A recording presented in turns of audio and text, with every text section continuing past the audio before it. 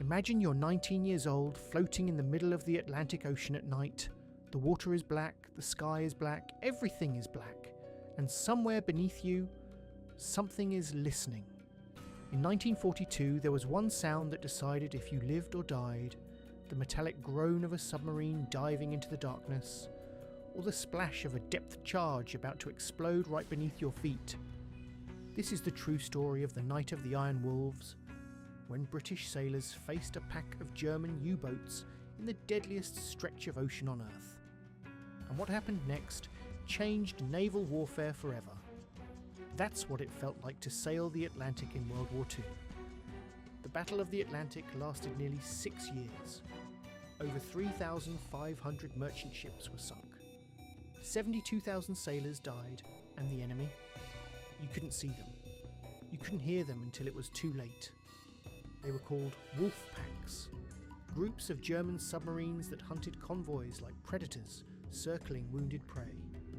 And on one freezing winter night in 1942, the wolves came for HMS Windermere. Let me introduce you to Thomas Calder.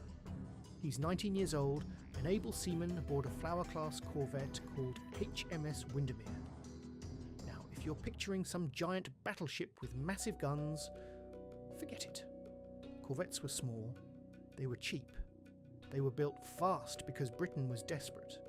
These ships rolled violently in rough seas, made you seasick constantly, and if you got hit by a torpedo, you had maybe 3 minutes before you sank. But they were all Britain had. Thomas and his crew were escorting a convoy, a long line of cargo ships crawling across the Atlantic at just 8 knots. That's barely faster than you jog. These weren't warships. They were tankers full of fuel, freighters packed with food, ammunition ships keeping Britain alive, slow, defenceless, perfect targets, and the Germans knew it. The U-boats hunted in groups, wolf packs they called them. They'd track a convoy for days, circling just out of sight, waiting for darkness. Then, they'd strike, one by one, ship after ship, until the ocean was filled with fire, oil, and screaming men. On this particular night, Thomas and his crew were about to face something even worse. Not one U-boat, not two, a pack of 10. It started with sound. The ASTIC operator, that's the guy listening for submarines with primitive sonar, heard something. A faint mechanical hum, like a whisper underneath the waves. Then, nothing. The signal vanished. Here's what you need to understand. When a U-boat disappears on sonar, that doesn't mean you're safe, it means they're hunting you. The next morning, the crew woke up to a nightmare. On the horizon, smoke, thick black columns rising into the grey sky. 2 freighters, gone. Torpedoed in the night, a tanker listing to one side, flames dancing across the water. Another ship limping behind the convoy, her bow torn open like someone had taken a giant bite out of it. The Wolfpack had arrived, and they were just getting started. By that evening, something changed. The ocean went calm, completely calm. No wind, no waves, just a flat grey surface that stretched forever in every direction. It felt wrong, like the sea was holding its breath. The sailors knew what that meant. Something was about to happen. At 12:37 a.m, just after midnight, the radar screen lit up. A contact, close, too close. And this time, it didn't disappear. Action stations! That call changes everything. Suddenly, every man on that ship is sprinting. Boots pounding on metal, gun crews are rushing to their positions, hearts racing, hands shaking. Thomas grabbed the rail and held on tight. Then they fired star shells into the sky. The darkness exploded into blinding white light. And there it was, a German U-boat, on the surface, less than 800 yards away, sleek, black, deadly. The crew on the conning tower was scrambling to dive, but they'd been caught.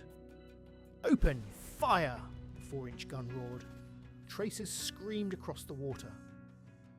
For one incredible second, it looked like they had a direct hit, but the submarine dropped.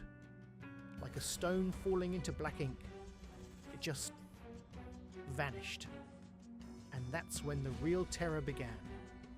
Because once a U-boat dives beneath the surface, the battle changes.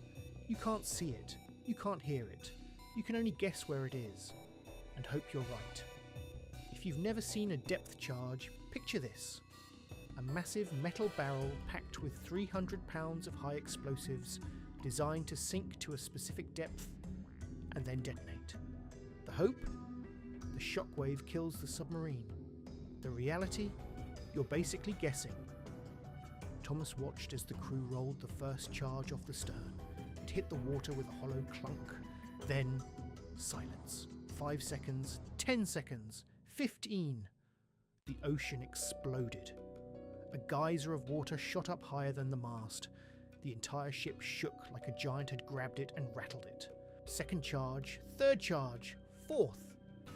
Each explosion lit up the water in a flash of white light before plunging back into total darkness. Then, silence again. Not peaceful silence, the kind of silence where you know something is still down there, deciding what to do next. And then it surfaced, right behind them. The U-boat came up bold, confident, like a hunter that knows it has the advantage. Their deck gun fired first, an orange flash, followed by a shell screaming past the stern. The British gun crew fired back, shells flying both ways, smoke everywhere, men shouting, chaos. Then another British corvette, HMS Thornley, came roaring in from the side, guns blazing. The U-boat dove again. More depth charges, more explosions. But the submarine was gone. For every U-boat sunk in the Atlantic, 3 more slipped away. That night, the wolves escaped. But so did Thomas. Barely. When the sun finally rose, the ocean looked like a graveyard. Oil slicks stretched for miles. Charred pieces of wood floated between the waves. Bent lifeboat frames, life jackets with no one inside them, and bodies, young men covered in oil, some crying, some silent, some just staring at nothing. Thomas and his crew pulled out whoever they could. But the smell, diesel fuel, smoke, seawater, that smell gets into your skin. It never leaves. They learned later that the wolf pack had been 10 submarines strong, 10. The convoy lost 7 merchant ships that night. Hundreds of men, friends, brothers. Names that would only be spoken at memorials. Survival in the Battle of the Atlantic wasn't victory. Victory was a luxury. Survival was enough. And sometimes, even that felt like a miracle. The Battle of the Atlantic was the longest continuous military campaign of World War II. From 1939 to 1945, thousands of sailors faced the iron wolves beneath the waves. Many didn't come home, but their story, this story, deserves to be remembered. Here's something most people don't know about the Battle of the Atlantic. It was won not by one dramatic battle, but by thousands of nights just like the one Thomas survived.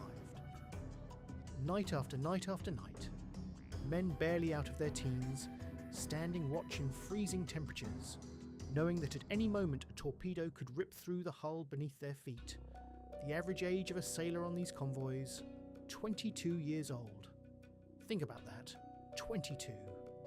These weren't career military men. They were farmers, factory workers, shop clerks, ordinary people who found themselves in the most dangerous place on Earth. And the U-boat crews, they faced the same terror. German submariners had the highest casualty rate of any branch in World War II. 3 out of every 4 U-boat sailors never made it home. They were trapped in metal tubes beneath the ocean, hunted by destroyers dropping explosives that could crush their submarine like a tin can. This wasn't a war of heroes and villains. It was young men on both sides, terrified, fighting for survival in the cold Atlantic dark. By 1943, the Allies started winning the Battle of the Atlantic. Better radar, more escort ships, long-range aircraft that could finally cover the mid-Atlantic gap. The wolf packs began to lose, but the cost? Staggering. Over 30,000 merchant sailors died, 36,000 Allied naval personnel, 28,000 German U-boat crew members. That's nearly 100,000 lives lost in a battle most people have never even heard of. If this video gave you a glimpse into what those men faced, hit that like button. Subscribe for more untold stories from history, and drop a comment. Would you have had the courage to sail those waters? Thanks for watching.